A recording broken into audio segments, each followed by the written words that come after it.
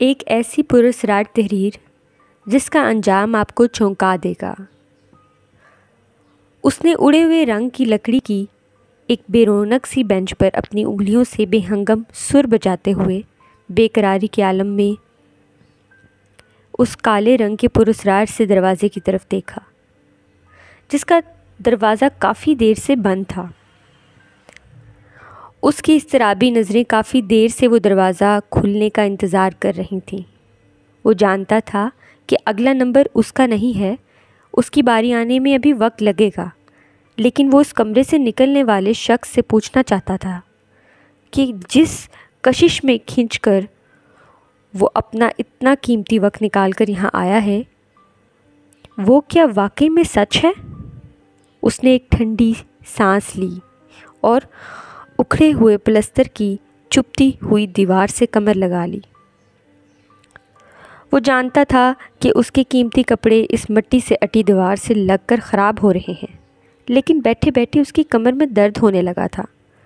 عام حالات میں وہ ایسی پسماندہ جگہ کبھی نہ آتا، ایسی جگہ آنا اس کی شان کے خلاف تھا، لیکن اس کا تجسس زبردستی اسے کھینچ کر یہاں لے آیا تھا۔ اس نے اپنا ہاتھ اٹھایا اور اپنی رولیکس کی گھڑی میں ٹائم دیکھا تو دوپہر کے 3 بج رہے تھے۔ اسے کافی دیر ہو گئی تھی یہاں آئے، لیکن اس کا شوق کم نہیں ہوا تھا۔ اتنے میں اس کا موبائل بج اٹھا۔ اس نے جیب سے اپنا آئی فون نکالا تو اس کی سیکرٹری کا فون تھا۔ سر، سلک ٹریڈرز والوں کے ساتھ آج آپ کی میٹنگ ہے۔ سر غضنفر اور ان کے سٹاف کے لوگ میٹنگ کے لیے آ چکے ہیں، آپ کا ویٹ کر رہے ہیں۔ آپ کہاں ہیں؟ اس نے جیسے ہی کال ریسیو کر کے موبائل کان سے لگایا تو اس کی سیکرٹری نے کافی پریشانی کے عالم میں کہا، میٹنگ کینسل کر دو، میں بیزی ہوں۔ اس نے انتہائی شان بے نیازی سے کہا۔ جواباً پہلے تو ایک لمحے کو دوسری طرف سناٹا چھا گیا۔ اگلے ہی لمحے اس کی سیکرٹری نے بھوکلاتے ہوئے کچھ کہنا چاہا، لیکن اس نے اپنی سیکرٹری کی سنے بغیر فون کاٹ دیا۔ وہ جانتا تھا کہ اس کی بات سن کر اس کی سیکرٹری سمیت اس کا سارا سٹاف شاک میں آ گیا ہوگا۔ کام کے معاملے میں وہ بہت اسٹرکٹ تھا اور وہ یہ بھی جانتا تھا کہ اس میٹنگ کے کینسل ہونے کی وجہ سے اسے کتنا بڑا نقصان ہوگا، لیکن اس وقت وہ جس شوق میں مبتلا تھا اسے فائدے اور نقصان کی پرواہ نہیں تھی۔ اس نے اضطرابی انداز میں انگلیاں مروڑتے ہوئے ایک بار پھر دروازے کی طرف دیکھا تو اسے دروازے میں کچھ تبدیلی ہوتی ہوئی محسوس ہوئی۔ اس کی آنکھیں ایک دم چمک اٹھیں۔ اگلے ہی لمحے دروازہ ہلکی سی چڑچڑاہٹ کے ساتھ کھل گیا۔ وہ ایک دم جلدی سے سیدھا ہو کر بیٹھ گیا۔ اندر سے ایک 24-25 سال کا نوجوان لڑکا نکلا۔ چہرے کا رنگ اڑا ہوا، سانسیں مدھم، وہ شدید گہرے صدمے کے عالم میں لگ رہا تھا۔ اسے محسوس ہوا کہ اس لڑکے کی آنکھیں بھیگی ہوئی ہیں۔ وہ ایک دم ایکسائٹڈ ہو کر اٹھا اور اس لڑکے کی جانب لپکا۔ سنو، کیا یہ سچ ہے کہ اندر کمرے میں جو جادوئی آئینہ ہے وہ واقعی میں مستقبل دکھاتا ہے؟ اس نے اپنے تجسس کے ہاتھوں مجبور ہو کر انتہائی ایکسائٹمنٹ سے پوچھا۔ جواباً اس لڑکے نے اپنا سر اٹھا کر ایسی نظروں سے اسے دیکھا کہ اس کی ریڑھ کی ہڈی میں سنسناہٹ دوڑ گئی۔ ہاں، یہ سچ ہے کہ یہ جادوئی آئینہ واقعی میں مستقبل دکھاتا ہے، ایک ایسا ہولناک مستقبل جو غفلت کی نیند سوئے لوگوں کو ان کی تاریک منزل کے بہت قریب لے آتا ہے۔ انسان سوچنے پر مجبور ہو جاتا ہے کہ کاش وہ اپنی جلد بازی میں مستقبل پر پڑے اسرار بھرے مخفی پردوں کو نہ اٹھاتا تو ایک خوشحال مستقبل کی آس میں وہ اپنا حال تباہ نہ کرتا۔ وہ لڑکا ٹرانس کے عالم میں بولتا چلا گیا۔ اسے اس لڑکے کی آواز رندھی ہوئی محسوس ہوئی، جبکہ وہ اس طرح ناسمجھی سے اس لڑکے کو دیکھ رہا تھا جیسے اسے اس کی دماغی حالت پر شبہ ہو۔ مجھے کچھ سمجھ نہیں آ رہا کہ تم کیا بول رہے ہو؟ اس کی بات پر اس لڑکے نے خلاؤں سے نظریں ہٹا کر اس کی طرف دیکھا اور بہت پراسرار سے انداز میں مسکرانے لگا۔ سمجھ جاؤ گے، جب اس پراسرار آئینے کا ہولناک اسرار دیکھو گے تو سب سمجھ جاؤ گے، لیکن میں چاہتا ہوں کہ تم نہیں سمجھو وہ ہولناک حقیقت جو قدرت نے تم سے مخفی رکھی ہوئی ہے۔ یہ جادوئی آئینہ نہیں ہے، منحوس آئینہ ہے۔ اس لڑکے نے بولتے بولتے بہت پراسراریت سے اس کی طرف دیکھا۔ ایک بار اس جادوئی آئینے میں اپنے مستقبل کی منحوس شبیہ دیکھ لی تو میری طرح تم بھی پچھتانے کے سوا کچھ بھی نہیں کر سکو گے، اس لڑکے نے روندھی ہوئی آواز میں کہا، اور ٹرانس کی کیفیت میں چلتا ہوا وہاں سے چلا گیا، جبکہ وہ کچھ دیر الجھا سا کھڑا اس لڑکے کو سوچتا رہا اور تھوڑی دیر بعد اپنے کنڈے جھٹک کر لاپرواہ سے انداز میں واپس اپنی جگہ آ کر بیٹھ گیا۔ خود تو اپنا مستقبل دیکھ لیا اور ہمیں بیٹھ گیا نصیحت کرنے۔ چہرے سے ہی نحوست ٹپک رہی تھی۔ اسے دیکھ کر لگ رہا تھا کہ اس کا ماضی بھی منحوس رہا ہوگا، حال بھی منحوس گزر رہا ہے اور مستقبل بھی نحوست کے سوا کچھ نہیں ہوگا۔ وہ منہ بگاڑتے ہوئے بڑبڑایا، میں تو ضرور دیکھوں گا اس جادوئی آئینے میں اپنا عکس اور جانوں گا کہ میرے مستقبل میں میرے ساتھ کیا ہونے والا ہے۔ وہ خلاؤں میں دیکھتے ہوئے مسکرانے لگا۔ وہ ایک بہت بڑا بزنس مین تھا، بزنس ٹائکون میں اس کا بہت بڑا نام تھا۔ پیسے کی چھنکار اور جوانی کے منجلے جذبات نے اسے اپنی ذات کا شاہ بنا دیا تھا۔ اس کے دن دھوپ کی نرم گرم کرنوں کی طرح سنہرے تھے۔ وہ اپنی ذات کا بادشاہ تھا، لیکن اس کا ایک بہت پراسرار سا شوق تھا، اور وہ شوق تھا اپنا مستقبل جاننے کا شوق۔ اس شوق کی تکمیل کے لیے اس نے بڑے بڑے پامس کو ہاتھ کی آڑی ترچھی لکیریں بھی دکھائی تھیں، الجھے بالوں والے میلے سے نجومیوں کے پاس چکر لگائے تھے، اور اپنے اسی شوق کے ہاتھوں مجبور ہو کر وہ یہاں آیا تھا، جادوئی آئینے میں اپنا مستقبل دیکھنے، کروڑوں کی میٹنگ چھوڑ کر۔ یہ جگہ شہر کے ایک بہت پسماندہ سے علاقے میں تھی۔ وہ بڑی مشکل سے لوگوں سے پوچھ کر یہاں تک پہنچا تھا۔ یہ ایک بہت تنگ اور بوسیدہ سا کمرہ تھا۔ وہاں اس کی طرح اور بھی بہت سے لوگ موجود تھے، جس میں زیادہ تر تعداد نوجوانوں کی ہی تھی۔ اس کی باری آنے والی تھی۔ اس کے دل کی دھڑکنیں اتھل پتھل ہو رہی تھیں، جبکہ اس کے ہاتھ پیر بھی ٹھنڈے ہونے لگے تھے۔ وہ شاید زندگی میں پہلی بار اتنا نروس ہو رہا تھا۔ اس نے تیز سانسیں لیتے ہوئے اپنے ناخن چبانا شروع کر دیے۔ اتنے میں اسے دروازہ کھلنے کی آواز آئی۔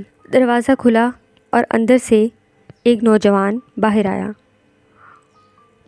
وہ بھی گہرے صدمے میں لگ رہا تھا۔ اس کی باری آ چکی تھی۔ اس نے ایک گہری سانس لی اور اٹھ کھڑا ہوا۔ دروازے کے باہر انتظامیہ کا ایک آدمی کھڑا تھا۔ اس نے اسے اندر جانے کا اشارہ کیا۔ وہ ڈرتے اندر آ گیا۔ دروازہ خود بخود بند ہو گیا۔ نہ جانے کیوں خوف کے مارے اس کی سانسیں بہت تیز ہو گئیں۔ کمرہ بہت تنگ تھا۔ چاروں طرف لال رنگ کی روشنی پھیلی ہوئی تھی، جو بے رنگ اور روغن دیواروں سے لپٹی وحشت میں مزید پرسراریت سی پیدا کر رہی تھی۔ اسے اس ماحول سے گھبراہٹ سی ہونے لگی۔ اس کا دل چاہا کہ وہ یہیں سے واپس پلٹ جائے، لیکن اس کا شوق اور تجسس اس کے قدموں کو جکڑ رہا تھا۔ سامنے ہی وہ جادوئی آئینہ دیوار میں نصب تھا، جسے دیکھ کر اس کی آنکھیں چمکنے لگیں۔ وہ بے ترتیب دھڑکنوں اور سست قدموں سے چلتا ہوا اس آئینے کے سامنے جا کھڑا ہوا۔ آئینے میں اس کا عکس نظر نہیں آ رہا تھا۔ خوف کے مارے اس کی ریڑھ کی ہڈی میں سنسناہٹ سی دوڑ گئی۔ اسے ٹھنڈے پسینے آنے لگے۔ اتنے میں آئینے سے ایک تیز رنگ کی سفید روشنی نکلی، جیسے کیمرے کی فلیش لائٹ سے نکلتی ہے۔ اس کی آنکھیں ایک دم خود بخود بند ہو گئیں۔ اگلے لمحے جیسے ہی اس نے اپنی آنکھیں چنجھلاتے ہوئے کھولیں تو آئینے میں اسے جو عکس نظر آیا وہ اسے ساکت کر دینے کے لیے کافی تھا۔ اس کی دھڑکنیں اس حد تک مدھم ہو گئیں کہ اسے لگا کہ اس کا دل ہی بند ہو جائے گا۔ اس کے پورے جسم پر کپ کپی سی طاری ہو گئی۔ اس کی پتھرائی ہوئی آنکھوں میں جادوئی آئینے کا عکس نظر آ رہا تھا، جس میں وہ ایک ٹوٹی پھوٹی گاڑی میں زخموں سے چور اسٹریچر پر سر دیے زندگی کی بازی ہار چکا تھا۔ ابھی وہ خوف سے سکڑتی آنکھوں سے یہ ہولناک عکس دیکھ رہا تھا کہ اس جادوئی آئینے کا عکس تبدیل ہوا، اور اب جو منظر اس کے سامنے تھا اسے دیکھ کر اس کا خون خشک ہو گیا۔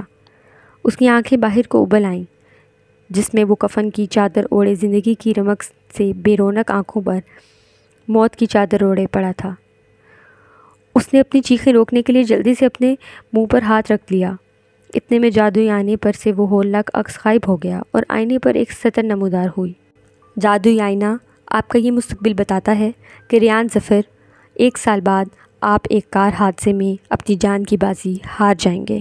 خوف سے سکڑی آنکھوں سے یہ سطریں پڑھنے کے بعد اس نے ہذیانی انداز میں زور زور سے اپنا سر نفی میں ہلانا شروع کر دیا۔ نہیں، ایسا نہیں ہوتا۔ یہ آئینہ جھوٹ بولتا ہے، یہ آئینہ بکواس کرتا ہے۔ میں نہیں مر سکتا، میں نہیں مر سکتا۔ وہ صدمے کے عالم میں بے ربط جملوں میں بڑبڑاتا ہوا جلدی سے کمرے سے باہر نکل آیا۔ اس کا پورا وجود آندھیوں کی زد میں تھا۔ اس کے باہر نکلتے ہی ایک نوجوان لڑکا جلدی سے اس کی جانب لپکا۔ آپ نے اس جادوئی آئینے میں کیا دیکھا؟ ایکچولی میں اندر جانے کے لیے بہت ایکسائٹیڈ ہوں، مجھ سے برداشت نہیں ہو رہا، پلیز بتائیے نا کہ اندر کیا ہوا۔ وہ لڑکا اس کی حالت سے بے نیاز اپنی ہی بولتا چلا گیا۔ جھوٹ دکھاتا ہے آئینہ، یہ سب بکواس ہے، اس میں کوئی سچائی نہیں ہے، وہ جنونی انداز میں زور زور سے چلانے لگا۔ لیکن میں نے تو سنا ہے کہ یہ جادوئی آئینہ جو کچھ دکھاتا ہے وہ سب سچ ہوتا ہے۔ اس لڑکے کی بات پر اسے ایسا لگا جیسے اس کا دل مٹھی میں پکڑ کر کوئی زور زور سے دبا رہا ہو۔ ملک الموت کے قدموں کی دھمک اس کے بہت قریب سے سنائی دینے لگی۔ اسے لگا جیسے وہ پاگل ہو جائے گا۔ اس نے اپنے دونوں ہاتھ اپنے کانوں پر رکھ لیے۔ نہیں، یہ نہیں ہو سکتا، میں مر نہیں سکتا، میں مر نہیں سکتا۔ اس نے دیوانگی کے عالم میں زور زور سے چیختے ہوئے اپنے سامنے کھڑے لڑکے کو زور سے دھکا دیا اور بدواسی کے عالم میں لرزتے قدموں سے بھاگتا ہوا وہاں سے نکل گیا۔ ساری رات وہ انہی ہولناک سوچوں کی وجہ سے جاگتا رہا، پھر خوف زدہ انداز میں اٹھا اور ہذیانی انداز میں بھاگتے ہوئے کمرے سے باہر نکل گیا۔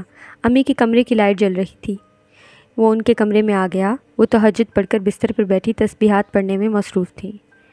اس کی یہ اڑی ہوئی رنگت اور بے ترتیب دھڑکنیں دیکھ کر وہ بھی پریشان ہو گئیں۔ کیا بات ہے بیٹا، سب خیریت تو ہے نا؟ ایک بہت ڈراؤنا خواب دیکھا تھا، امی ڈر لگ رہا تھا اس لیے آپ کے پاس آ گیا۔ وہ امی کی گود میں سر رکھ کر لیٹ گیا۔ آج نہ جانے کتنے عرصے بعد وہ یوں امی کی گود میں لیٹا تھا، ورنہ اپنی امی سے پیار جتانے کے لیے اس کے پاس زیادہ وقت نہیں تھا۔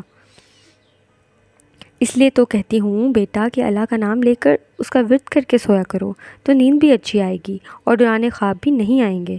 امی محبت سے اس کے سر پر ہاتھ پھیرنے لگیں۔ امی ایک بات تو بتائیں کہ اگر کسی کو پتہ چل جائے کہ وہ 1 سال بعد مرنے والا ہے تو اسے کیا کرنا چاہیے؟ اس کے کھوئے کھوئے انداز پر امی بھی پریشان ہو گئیں۔ کچھ دیر خاموش رہنے کے بعد وہ بولی، وہ موت بہت خطرناک ہوتی ہے بیٹا، جو اچانک آ جائے، اپنے رب سے بچھڑے ہوئے بندے کو صلح کرنے کا موقع بھی نہ دے۔ موت وہی اچھی ہوتی ہے جس کے آنے سے پہلے انسان اپنے رب کو راضی کر لے، اپنے گناہوں سے توبہ کر لے۔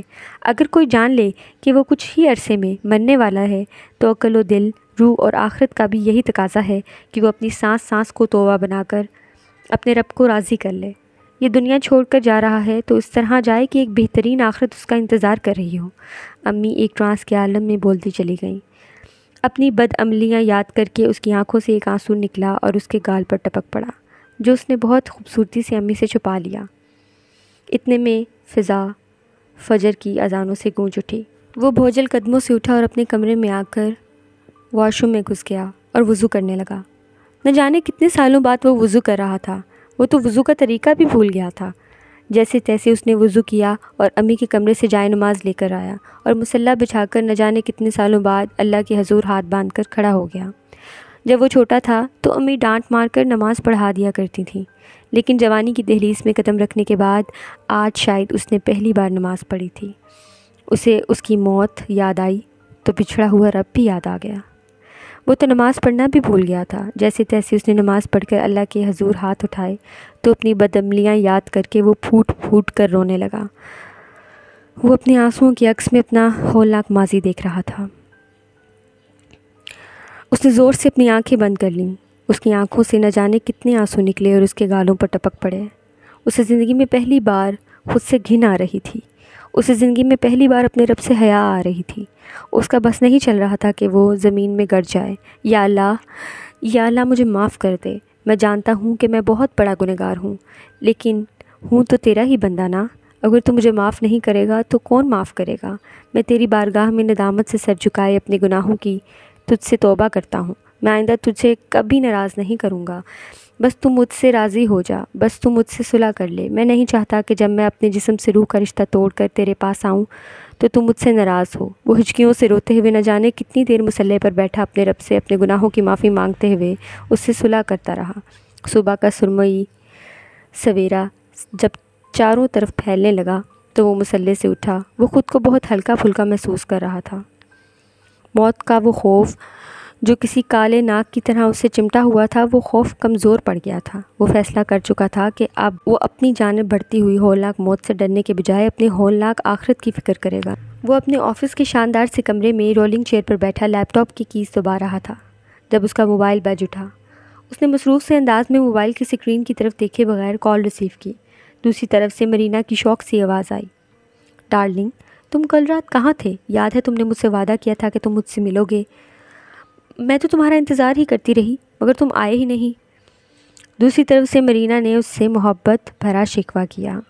اس نے ندامت سے سر جھکاتے ہوئے ایک گہری سانس لی اور مرینا کی کال منقطع کر دی اور فوراً ہی اس کا نمبر بلاک لسٹ میں ڈال دیا تاکہ مرینا اسے دوبارہ کال نہ کر سکے۔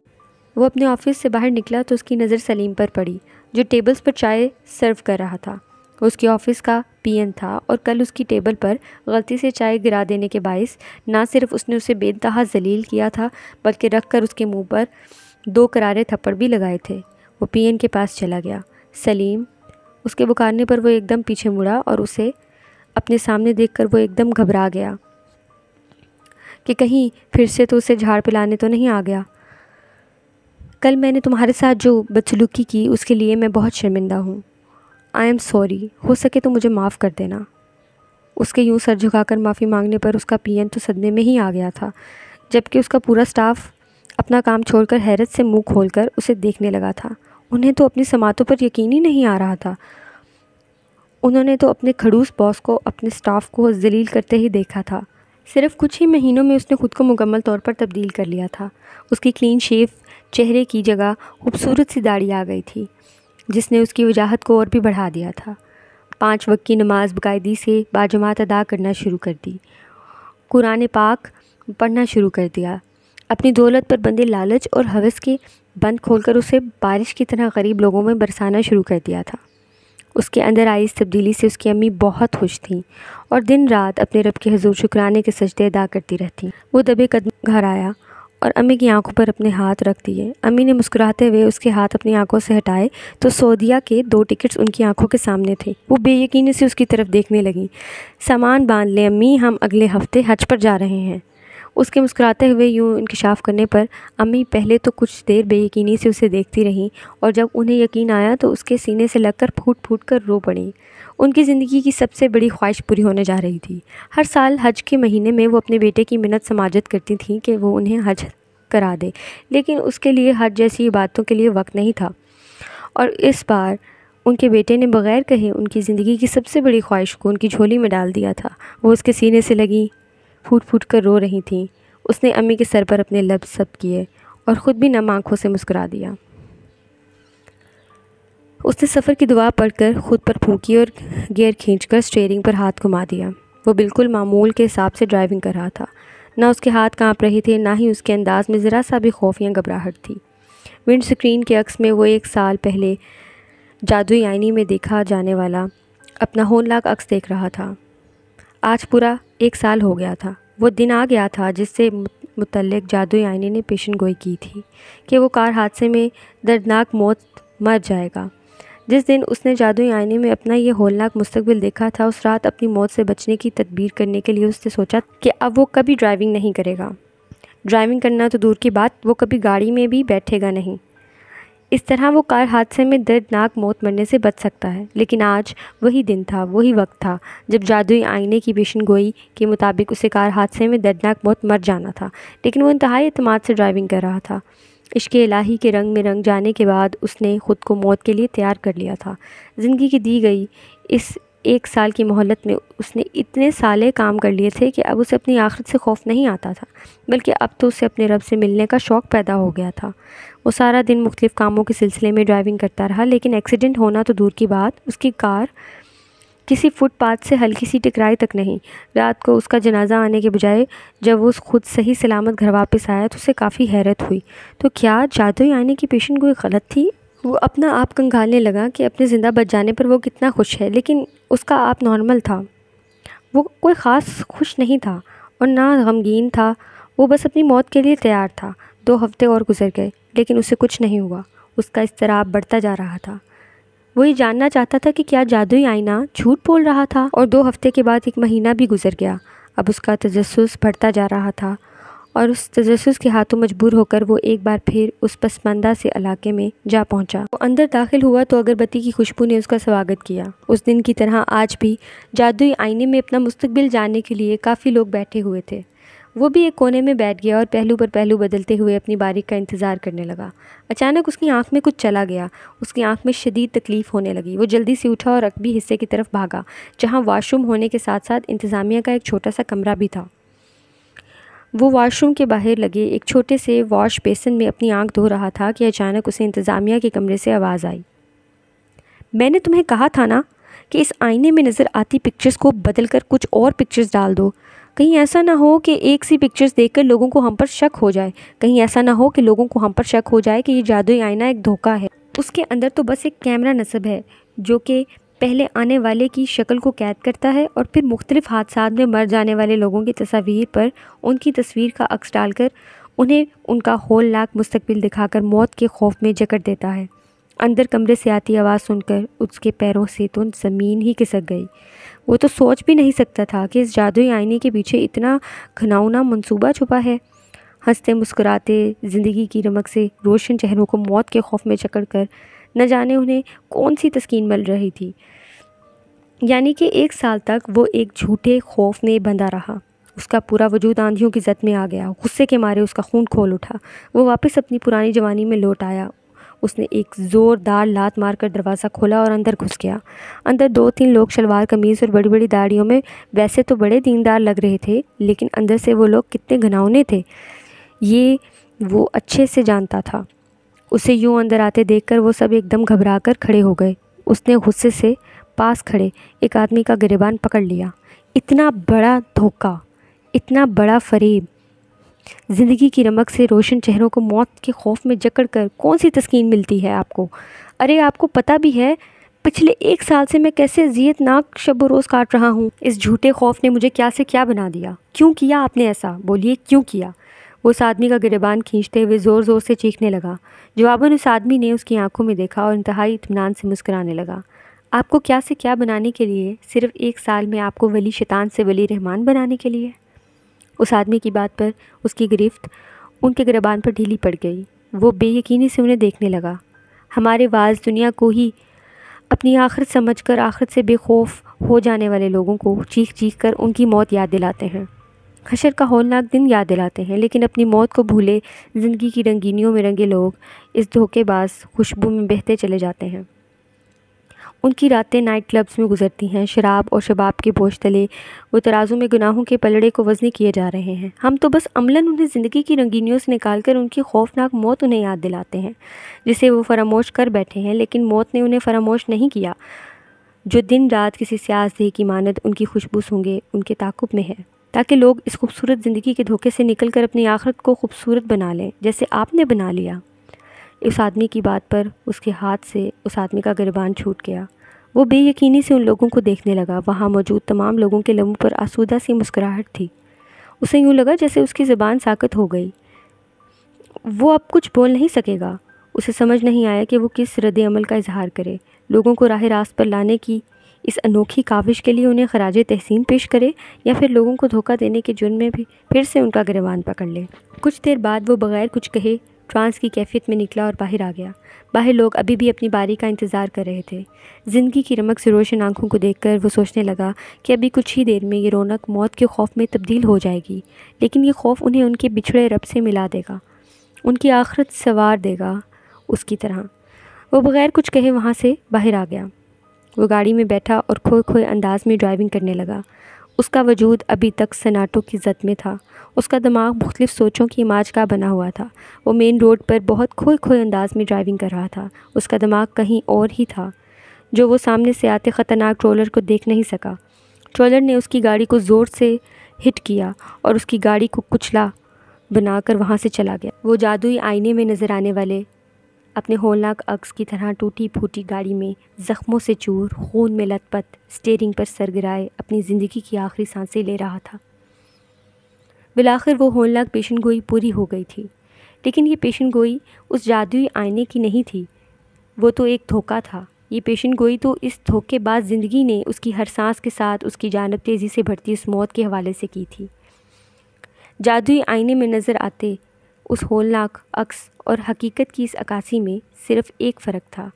اس تصویر میں جان کنی کے وقت اس کے چہرے پر حسرت اور پچھتاوا تھا، لیکن حقیقت کی اس عکاسی میں اس کے لبوں پر بہت آسودہ سی مسکراہٹ تھی۔ وہ کوئی حسرت، کوئی پچھتاوا لیے اس دنیا سے نہیں جا رہا تھا۔ اس ناگہانی موت کے لیے عرصے دراز سے تیاری کر رہا تھا۔ اپنی موت کے درد سے پتھرائی ہوئی آنکھیں بند کرتے ہوئے اس کے دل نے شدت سے ایک آخری حسرت کی۔ اس کا دل چاہا کہ وہ چیخ چیخ کر زندگی کی رنگینیوں میں جکڑے انسان کو جادوئی آئینے میں اپنا مستقبل دیکھنے کی وش کرے، تاکہ اپنی موت کو بھولے غافل انسان ایک ہولناک موت کو تیزی سے اپنے تعاقب میں دیکھ کر ایک خوبصورت زندگی کے دھوکے سے نکل کر اپنی ہولناک آخرت کو خوبصورت بنا لے، اور بغیر کوئی حسرت اور پچھتاوا لیے ایک آسودہ سی مسکراہٹ اپنے لبوں پر سجائے اس دنیا سے جائے جیسے کہ وہ جا رہا تھا۔